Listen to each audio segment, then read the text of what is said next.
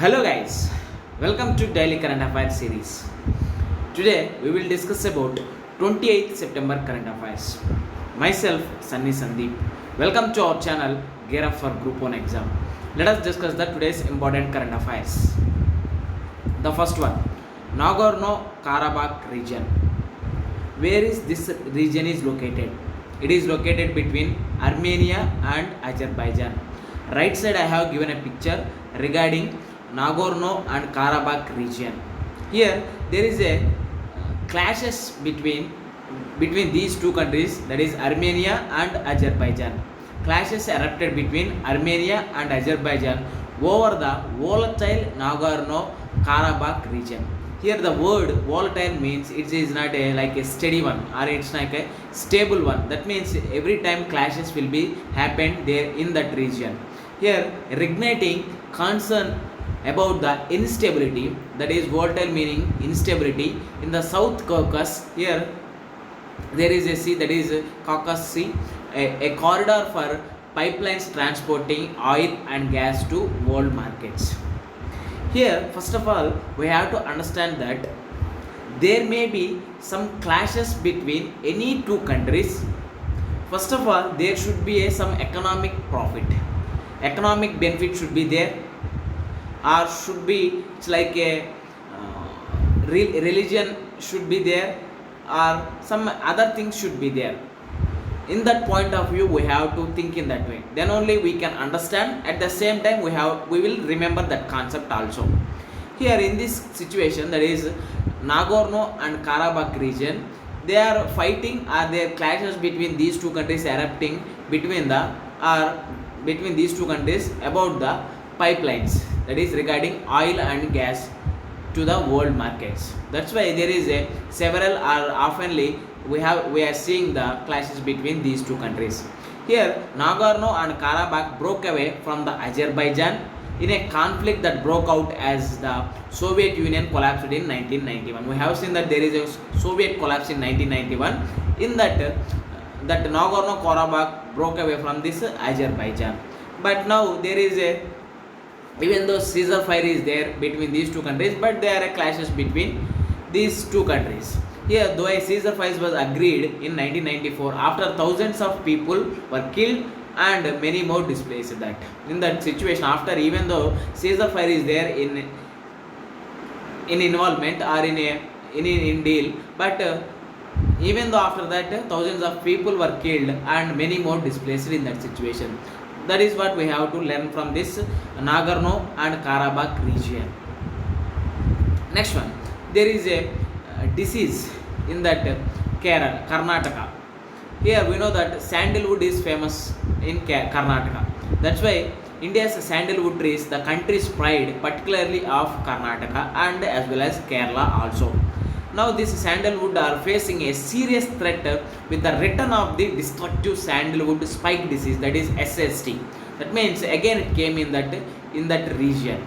Here how it will cause, that is caused by phytoplasma. It is a bacterial parasites of plant tissues which are transmitted by insect vectors.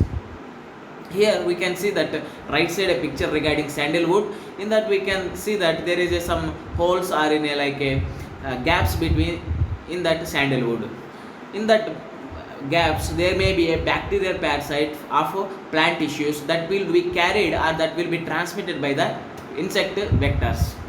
Here what is the way forward? How we can prevent that one? There is no option but to cut down and remove the infected tree to prevent the spread of the diseases. What we have to do here means, that is, if suppose one sandalwood tree is infected with this SSD, that is a sandalwood spike disease, we have to cut that one only. If you go on, or if we move on to cut down all whatever affected trees, that may be a threat to our sandalwood. That's why here we have to make some measures to control or to prevent or to stop this sandalwood spike disease. Here we have to see the International Union for Conservation of Nature status, that is sandalwood being classified as the vulnerable by the International Union for Conservation of Nature in 1998.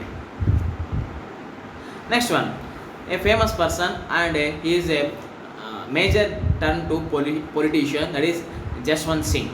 Here, Major Jaswant Singh Jaiswal, he born in 1938 and recently he died in 2020. He was an officer of the Indian Army and the Indian Cabinet Minister also. He is a officer of Indian Army, at the same time he is a Cabinet Minister also. He served as the Deputy Chairman of the Planning Commission between 1998 and at the same time 1999 also. Here, he also served as the leader of opposition in the Rajya Sabha from 2004 to 2009. Here, that means he hold the several roles, or he played several roles in that in the span of his life. But now, some reasons he died. That one. Next one. There is an important concept regarding agriculture. That is National Cooperative Development Corporation. That is NCDC. What is this NCDC? Here, first of all, we have to see the context, that is why it is in use. Why? Because National Cooperative Development Corporation has sanctioned the first installment funds among the 19,444 crores to the states of Chhattisgarh, Haryana and Telangana Kharif paddy procurement under the minimum support price operations. Here we know that there is a minimum support price operations.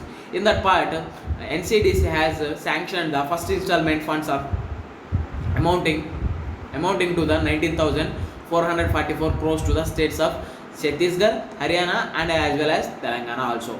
Here we will see the background of this NCDC. That is, it was established by an Act of Parliament in 1963 as a statutory corporation under the Ministry of Agriculture and at the same time Farmers Welfare. Here if you see that objectives of this NCDC, that is National Cooperative Development Corporation, here the main objectives is planning and promoting programs for production, processing, marketing and the storage. Here in that planning and promoting programs, these are four things involved. That is production, first one production, after that we have to process, after that marketing and final one storage we have to do. Here after storing, either we have to export or at the same time we have to import whatever required in this India of agriculture produce, livestock and in a cooperative principles. Here that's why we have to underline the word, that is a National Cooperative Development Corporation. It is a statutory corporation under the Ministry of Agriculture and Farmers Welfare. With this we can conclude our video. Thanks for watching. Like, share and subscribe to our channel. Gear up for Group 1 exam. This is Sunny Sandeep signing out. Take care and bye bye.